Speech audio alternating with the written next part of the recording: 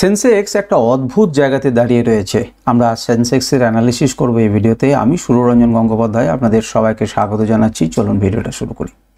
যদি খুব মন দিয়ে দেখেন তাহলে সেন্সেক্স কিন্তু একটা অদ্ভুত জায়গাতে দাঁড়িয়ে রয়েছে।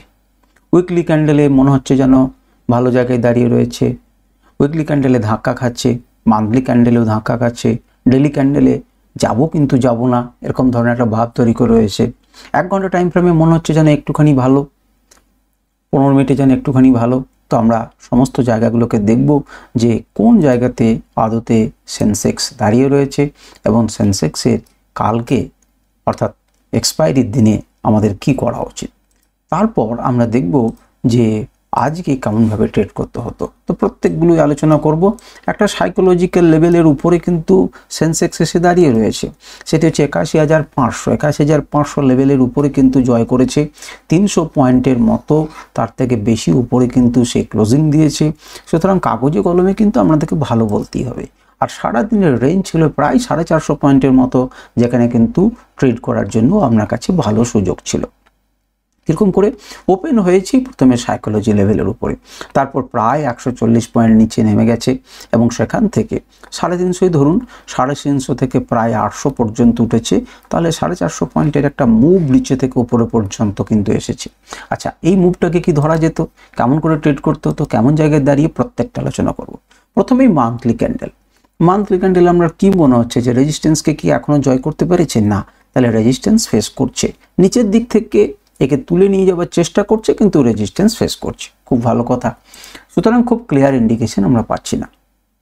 যদি উইকলি ক্যান্ডেলে যান তাহলে উইকলি ক্যান্ডেলে দেখে দেখুন কীরকম মনে হয়েছিল, একদম নিচে নামিয়ে চলে এলাম, কিন্তু সেখান থেকে অন্ততপক্ষে তার লোক তো কাছাকাছি, ক্লোজিং তো কাছাকাছি, তার উপরে কিন্তু এসে দাঁড়ালো। কিন্তু আমার যে রেজিস্ট্যান্সটা ছিল সেই রেজিস্ট্যান্সটা কিন্তু যথারীতি ধাক্কা খেয়েছে, সেই রেজিস্ট্যান্সটাকে জয় করে কিন্তু উপরে উঠতে পারেনি। দেখুন, সেন্সেক্সকে যদি উপরে যেতে হয় তাহলে উইকলি ক্যান্ডেলে কিন্তু এর উপরে তাকে যেতেই হবে, কিন্তু উইকলি ক্যান্ডেল এখনও দেরি রয়েছে। হিউজ দেখতে পাচ্ছেন উইক তৈরি করে নিচে এসেছিল, সেখান থেকে উপরে উঠেছে, একটা উপরে গেছে, কিন্তু সেখানে একটা দাঁড়িয়ে থাকার চেষ্টা করছে, সেটাকে মেনটেন করার চেষ্টা করছে, কিন্তু কি করবে, উপরেও ধাক্কা আছে। সুতরাং খুব যে ভালো জায়গাতে দাঁড়িয়ে রয়েছে তা নয়।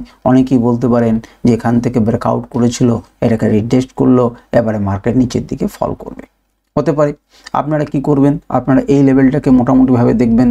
আগের দিনে, আগের সপ্তাহের ক্লোজিং যদি, আগের সপ্তাহের লো যদি ভেঙে নিচের দিকে যেতে চায় তাহলে নিচের দিকে যেতে পারে, কিন্তু মনে রাখবেন এই অঞ্চলে কিন্তু হিউজ বাইং এসেছে, এই অঞ্চলে কিন্তু একটা সাপোর্ট আছে, ঠিক তার কাছাকাছি আভা থেকেই কিন্তু একটা সাপোর্ট কিন্তু যেন পাচ্ছে, একটা অদৃশ্য সাপোর্ট কিন্তু এখানে রয়েছে। সেই সাপোর্টটার জেরেই কিন্তু মার্কেটটা উপরে উঠেছে, কিন্তু এখানেও কিন্তু একদম প্রমিনেন্ট একটা কি রয়েছে না, আপনাকে বিয়ারিশনেস আছে, এখানে কিন্তু রেজিস্ট্যান্সটা আছে। সুতরাং খুব সন্তর্পণে এই এরিয়াটা আমাদেরকে চলতে ফিরতে হবে, এর উপর উঠলে তবে। কিন্তু উইকলি ক্যান্ডেল তো অনেক দূর, তাহলে আমরা ট্রেড করব কিভাবে? সুতরাং আমরা তখন কি দেখব, আমরা ডেলি ক্যান্ডেল দেখব। ডেলি ক্যান্ডেল যদি দেখেন তাহলে দেখবেন যে একদম ডিটো কাছাকাছি আপনি দেখবেন, একে আর একে দেখুন, এই দুজনকে ভালো করে দেখুন। আপনার দেখে মনে হচ্ছে না দুজন একই রকম কাছাকাছি অঞ্চল থেকে একই রকম বডি তৈরি করে একটা ঘটনা তৈরি করেছে? এরপরে একটা গ্যাপ ডাউন হয়েছিল, তা কিন্তু হয়নি। এই যেমন করে একটা গ্যাপ ডাউন তৈরি করে মার্কেটকে নিচে নামিয়েছিল, এখানে কিন্তু তা হলো না। এখানে কি হলো, এখানে কিন্তু তার উপরে উঠে এটাকে জয় করার একটা চেষ্টা করলো, কিন্তু জয় করার চেষ্টা করলেই হলো না, সব থেকে ভালো তো এর উপরে যদি ক্লোজিং হতো, কিন্তু সেটা হয়নি। এখন আমাদের দেখার এই যে যেতে পারবো কিন্তু যেতে পারছি না, এমন ধরনের একটা ভাব করে মাঝখানে তৈরি হয়েছে। আচ্ছা, কে কে বলবে এইরকম ধরনের একটা বডি এবং তারপরে যদি তার একটা মাঝে বডি হয়, একটা ক্যান্ডেল তৈরি হয়, তাহলে এই ক্যান্ডেলটির নাম কি? এটা ইনসাইড বার ক্যান্ডেল কি, বা আমরা অন্য নামে কি অভিহিত করতে পারি? সেটাকে আপনারা একটু বলুন দেখিনি কমেন্টে, এটাকে কি বলতে পারি। এখন দেখুন, এই অঞ্চলের উপরে যদি উঠতে হয়, কেউ কেউ মনে করতে পারে এই অঞ্চলের উপরে উঠতে হয়, তাহলে কিন্তু আমরা উপরের দিকে মুভ দেখব। আমরা কালকে দেখব যে ঠিক আপনারা এই লেভেলটিকে এঁকে রাখুন, এর উপরে ওপেন হচ্ছে কি হচ্ছে না। যদি ওপেন হয় এবং এর কাছাকাছি আসে এবং এখান থেকে সাপোর্ট নেয়, তাহলে আপনি উপরের দিকে যাওয়ার কথা ভাবতে পারেন। কারণ দেখুন, এই অঞ্চলটা কিন্তু একটা গুরুত্বপূর্ণ লেভেল, এই লেভেলটাকে পুরোপুরিও জয় করেনি, আবার পুরোপুরিও ছেড়েও দেয়নি। এই কি করলো, ব্রেকডাউন করলো এবং এটা রিটেস্টও হতে পারে, এই গুরুত্বপূর্ণ লেভেলটি রিটেস্ট হতে পারে এবং রিটেস্ট করার পরেই মার্কেট কিন্তু ধীরে ধীরে পড়ে যেতে পারে। কারণ আমাদের কাছে একটা বড় গ্যাপ আছে, সেই গ্যাপটাকে পূরণ করার একটা অজুহাতও থাকবে, সব কিছুই থাকবে, বড় ক্যান্ডেল আছে, সমস্ত কিছু আমাদের জন্য রেডি এবং এই অঞ্চলটা মোটামুটি পুরো ফাঁকা। এই অঞ্চল পর্যন্ত কিন্তু একবার আসতেই পারে, সেটা হচ্ছে 81,000 বা তার নিচে কিন্তু সে আসতেও পারে। সুতরাং কেমন কোন জায়গাতে খুলছে, কোন জায়গাতে ধাক্কা খাচ্ছে একটু মন দিয়ে দেখুন, তাহলে পরে ক্লিয়ার হবে বিষয়টা। চলুন আমরা দেখি এবার 1 ঘন্টা টাইম ফ্রেমে। 1 ঘন্টা টাইম ফ্রেমে দেখুন যে 2-3 দিন আগে 18-19 তারিখে যে জায়গাতে দাঁড়িয়েছিল সেই জায়গাতেই কিন্তু মার্কেট এসে দাঁড়িয়ে রয়েছে পরিষ্কারভাবে এবং আমাদের দেখুন সুন্দরভাবে সেই লেভেলগুলোকে মেনটেন করছে। মার্কেট এখানে এসে একটা দেখিয়েছিল, এখানে গেছে, প্রথমবারই ধাক্কা খেয়েছে, নিচে নেমেছে, উঠেছে, রিটেস্ট করে এই নিচে ব্রেকডাউন করেছে এবং তারপর যেন একটা হালকা উপরে ক্লোজিং দিয়ে ছেড়েছে। তা আপনি কি করবেন, 1 ঘন্টা টাইম ফ্রেমে যেমন নিফটিতে করেছেন তেমনি এইভাবে করবেন, সেম প্যাটার্ন আপনি তৈরি করবেন এবং এটাকে মেনটেন করবেন।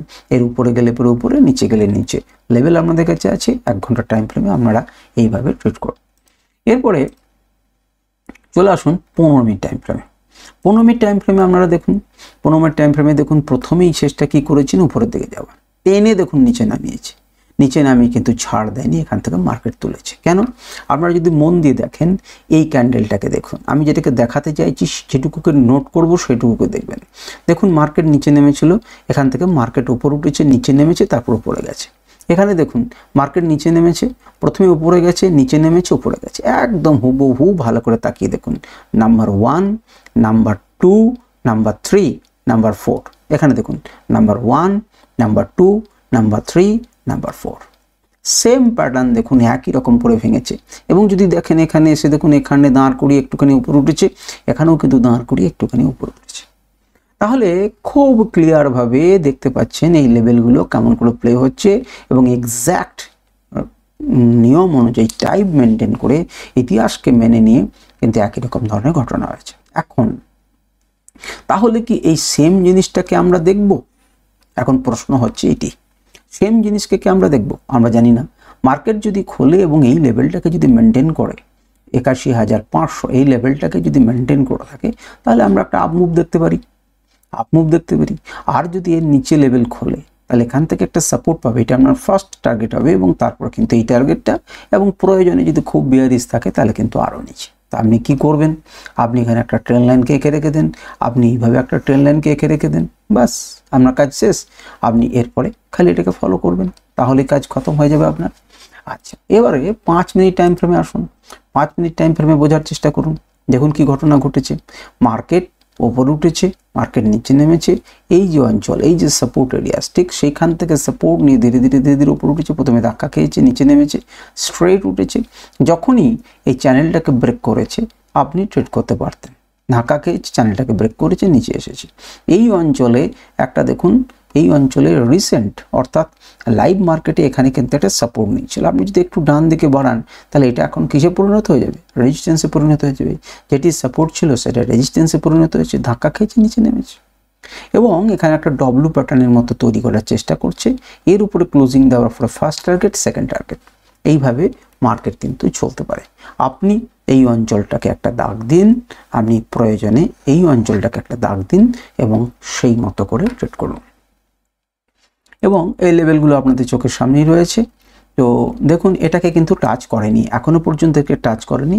আমাদের এটা কিন্তু টাচ করতে পারে যদি মার্কেট পড়ে যায়, তাহলে কিন্তু যদি একটার পর একটা সাপোর্ট না নেয় তাহলে কিন্তু এখানে আসতে পারে এবং এখান থেকে কিন্তু আবার সাপোর্ট নেবার চেষ্টা করবে। তো যাই হোক, এই হচ্ছে বিভিন্ন টাইম ফ্রেমে আমাদের সেন্সেক্সের অ্যানালিসিস। আশা করি এই সেন্সেক্সের অ্যানালিসিস আমাদের কাজে লাগলো এবং আমাদের ভালো লেগেছে। যাই হোক, আজকে ভিডিও পর্যন্তই। নমস্কার, ধন্যবাদ।